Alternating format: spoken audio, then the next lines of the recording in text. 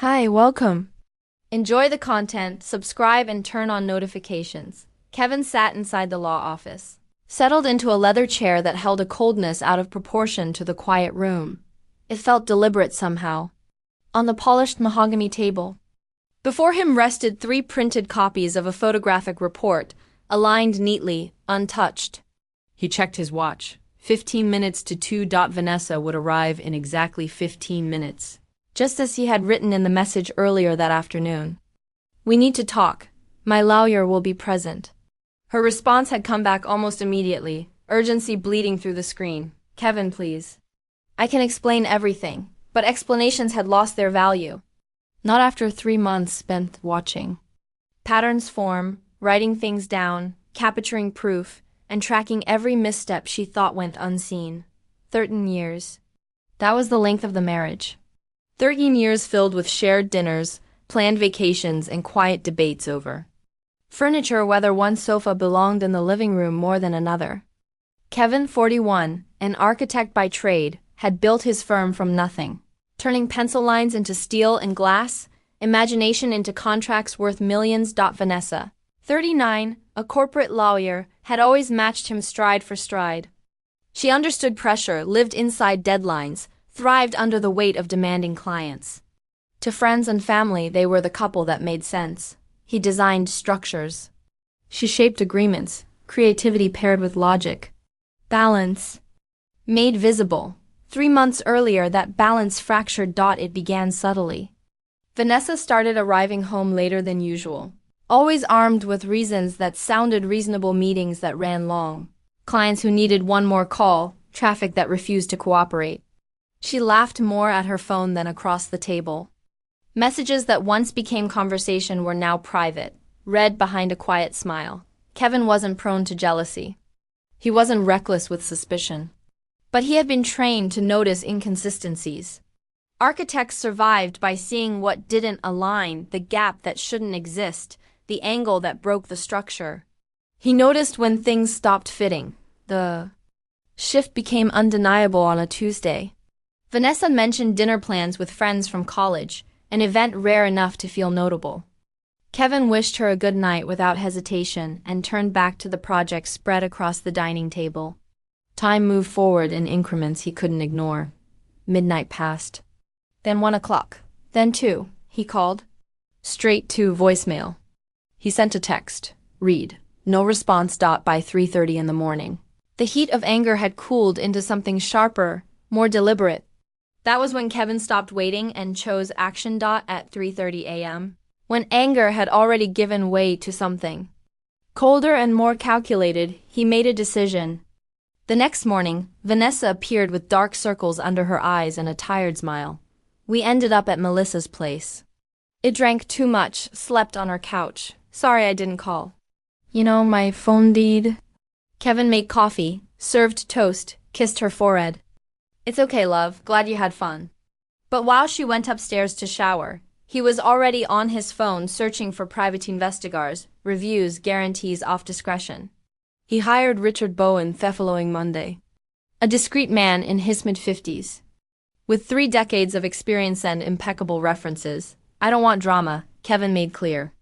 You want facts, dates, times, photos, everything documented. Richard nodded professionally. Perfectly understood. I'll need some basic information. Kevin provided it. Vanessa's car license plate, regular routes, work hours, colleagues' names. For 3 weeks, nothing. Surface. Richard sent encrypted email reports. Day 14. Left office at 6:47 p.m. Arrived home at 7:23 p.m. Normal route. Day 15. Lunch with female colleague at Italian restaurant. Return to work. No irregularities. Kevin began wondering if he was buying ridiculous. If he was destroying their marital trust over mere insecurity. Then came the email that changed everything. Day 22. Irregularity detected. See attachments. Kevin opened the files with slightly trembling hands. Photo 1. Vanessa leaving the office at 5:30 p.m. and earlier than usual. Photo 2. Her car parked in front of a boutique hotel downtown. Photo 3, taken with a telephoto lens. Vanessa entering the lobby. Photo 4, 5 minutes later, a man joining her, Kevin zoomed in. The face became clear. His stomach dropped. It was Colin. Colin Decker, Kevin's minority partner at the firm.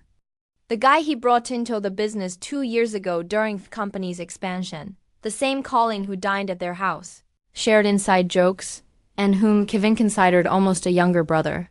34 years old, ambitious, charming, and awake, Evan had always thought harmless until that moment. The photos kept coming. Photo 5. Both entering the elevator. Richard's report included details gathered through in-person observation. Richard identified Colin's hotel reservation through on-site observation and information obtained at the location, consistent with visual confirmation of the couple. Frequency detected every Thursday for the past 5 weeks. Kevin didn't sleep that night. He sat in his home office staring at the photos, feeling something between nausea and a cold clarity he'd never experienced before. Vanessa arrived at 10:15 p.m. Cheerful, talking about a tough case that had finally been resolved. Kevin listened, nodded in the right places, asked the appropriate questions. When she went upstairs to bed, he returned to his computer and typed to Richard, "Continue, I want everything." The following weeks became a masterclass in duplicity. Kevin maintained the routine. Breakfastiger, goodbye kisses, questions about each other's day. Meanwhile, Theodosier grew. Richard was meticulous. He analyzed joint credit card statements, something Kevin had legitimate access to, and identified a recurring spending pattern on Thursdays. Charges at expensive restaurants every Thursday. Always at the same time. Flowers purchased from a florist. Kevin had never visited a boutique jewelry store where Vanessa had bought gold handcuffs. Kevin checked. He'd never received any such gift. But the most devastating discovery came when Kevin decided to review the firm's internal files. Something Richard mentioned kept bothering him. Your partner has been making frequent calls to an accounting firm not listed in the company's recs. With full system access, Kevin started digging. He found emails between Colin and an external accountant discussing corporate restructuring and acquisition of majority ownership. There were mentions of strategic pressure and an emotional window of opportunity. Kevin read it all 3 times to be survey. Understood. Colin and Vanessa weren't just having an affair. They were planning to force him to sell his stake in the firm. Their scheme was clever and cruel. Used the emotional toll of divorce to pressure him into quickly liquidating assets, offering a price far below market value. Colin would buy Kevin's share, consolidating majority control. Vanessa, as a lawyer, would structure the divorcetto, ensure Kevin needed immediate cash for the property settlement. The betrayal wasn't just marital. It was professional, financial, calculated. Kevin printed everything, organized it chronologically, and created an executive summary. Then he called Daniel Ortega, the city's best divorce attorney, known for being relentless. "I need an urgent consultation. I have evidence. A lot of evidence." At the meeting with Daniel, Kevin presented the full material. The layer of 50-year-old man with gray hair and a piercing gaze flipped through the dossier with increasing seriousness. "This is gold," he finally said. "Notably, do you have clear evidence of adultery, which already simplifies the divorce, but you also have proof of conspiracy to commit business fraud. We can use this to fully protect your assets and possibly remove your partner from the company." Daniel paused, "But I need to ask, do you want justice or revenge?" Kevin thought for a long moment. "I want them to understand they underestimated the wrong person. I don't want violence. I don't want unnecessary public drama. I want them to lose what they tried to take from me." Daniel smiled, the smile of someone who'd already won dozens of similar cases. "Then we'll do it their right way. Surgical, legal, definitive." That's how Kevin found himself 2 weeks later sitting in that law office waiting for Vanessa to arrive. Daniel sat beside him reviewing documents. "Remember," the lawyer said, "stay calm, let the evidence speak. You don't need to shout. You've already won." The door opened. Vanessa walked in, eyes red, face tense. She wore the navy blue suit Kevin had always said looked great on her. "Kevin," she began, voice trembling. "Please let me explain. I made a terrible mistake." "But sit down," Kevin interrupted, his voice neutral. Vanessa salbied, glancing nervously at Daniel. Who's he? Daniel Ortega, my divorcee attorney, Kevin replied, watching the color drain from her face. I thought I'd appropriate to have legal representation print. For this conversation, Vanessa swallowed hard. Kevin, I know it looks bad, but you don't understand the full context. I was confused. Colin was very persistent and A was vulnerable. And Kevin slid the first folder across the table. Open it. With shaking hands, Vanessa opened it. The first photo showed her and Colin entering the hotel. She went pale. Kevin, I keep flipping. Vanessa turned the pages. More photos. Bank statements with yellow highlights. Receipts for gifts. Recovered text messages and screenshots provided B sources who tracked Vanessa's routine. One message in particular was highlighted. Vanessa, when do you think he'll give in and sell? Colleen, after you'll file for divorce? He'll be so devastated. He'll accept any offer just to get it over with quickly. All the blood vanished from Vanessa's face. She looked at Kevin, eyes wide. I can explain this. It's not what it looks like. Kevin leaned back in his chair, arms crossed. It's not what it looks like. So, you're planning to destroy me emotionally to steal my company. Interest in gentry trite. Vanessa tried to regain composure, her lawyer instincts kicking in. These messages are out of context. And how did you even get this? It might be illegal. Everything was obtained through verifiable sources and documented thoroughly enough for courtroom use, Daniel said firmly. Your attorneys can review each item at their leisure. And before you play the privacy card, remember you used your joint credit card to fund your affair. Technically, your husband had every right to investigate your funds. Kevin watched Vanessa process it all. He knew that look. She was calculating, looking for exits, building defenses, but this time there were none. You know what impresses me most? Kevin said, his voice low but steady. It's not the betrayal. Betrayals happen. People make mistakes. It's the premeditation. It's the fact that you and Colin dined at our house, laughed at my jokes, pretended friendship while plotting to financially destroy me. Tears began streaming down Vanessa's face. Kevin, I love you. I know I made a horrible mistake, but we can fix this. We can go to couples therapy. I'll end things with Colin immediately. You've already ended things with Colin, Kevin said, because he's being removed from the company. I've already spoken to the other investors. I showed them proof of the conspiracy. An emergency meeting was urgent liked. The investors reviewed the material and unanimously agreed to start the removal process. He'll also face legal action for attempted business fraud. Vanessa stood speechless. You've already done all this. I have. While you two were planning to destroy me, I built a solid, legal, and irrefutable case. Kevin slid another folder. These are the divorce papers. They're already filled out. I'm requesting full separation of assets with you keeping only what you brought into the marriage. Given that you used marital funds to support your affair and conspired against my financial interests, my attorney believes this will be easily approved. Vanessa stared at the documents as if they were venomous snakes. You can't do this. I have rights. We built this life together. You relinquished those rights when you chose to destroy this life, Kevin replied. And before you argue that you deserve compensation for our years together, remember I have proof you planned fraud. Daniel can turn this into a criminal case if necessary. Daniel leaned forward, eyes locked on Vanessa. Miss Kane, I'll be direct. Your husband is being generous. He could drag this out publicly. Involve the Bar Association given your role as an attorney. In a fraud conspiracy and destroy your professional reputation, he's offering a clean exit. Divorce without public blame, your career intact, walking away with what you brought in. I strongly suggest you accept. Vanessa looked between Kevin and Daniel. Reality finally setting in, Colin said. He said it would be easy that you'd accept any deal just to move in quickly. Kevin felt a pang.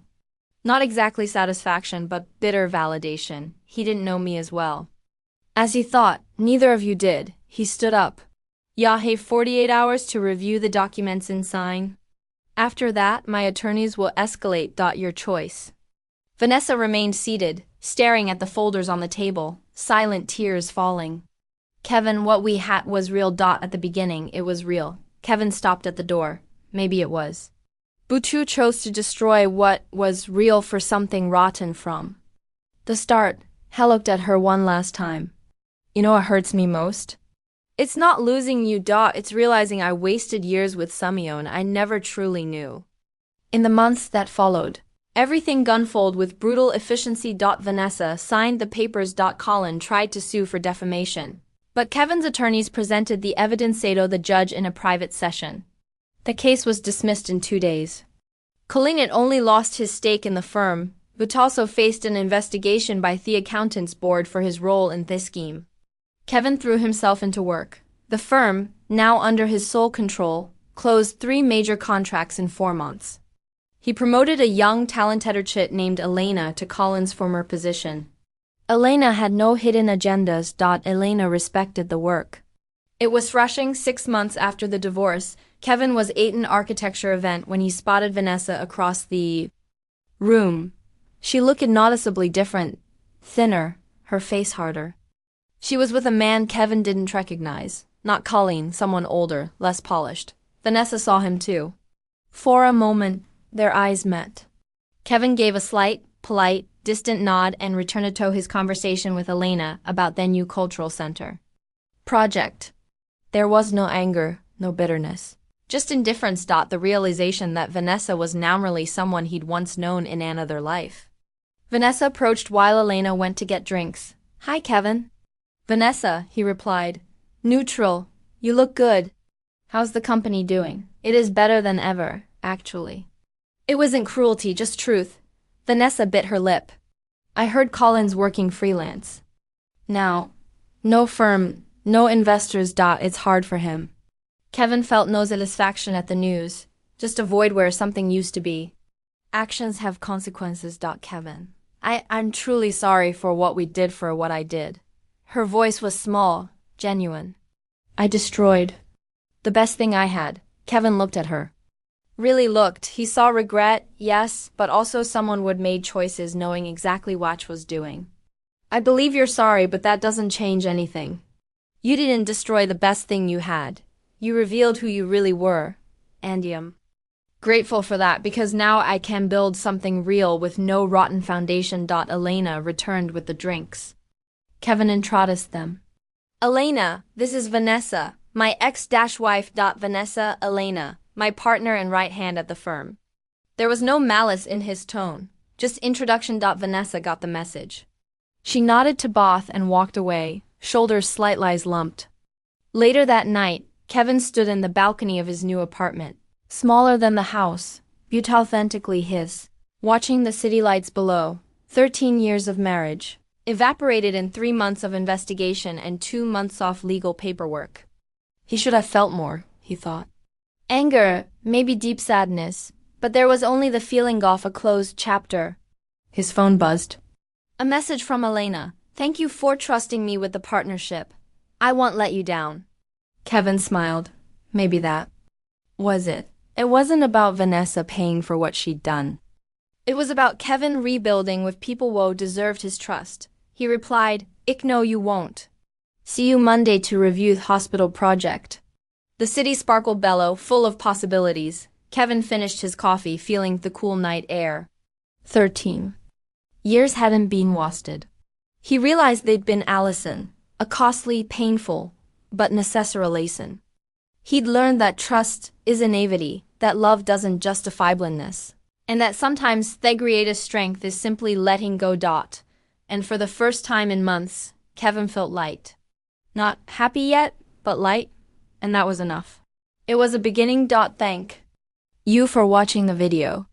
If you enjoyed it, don't forget to subscribe to the channel and turn on notifications so you won't miss any updates. See you next time.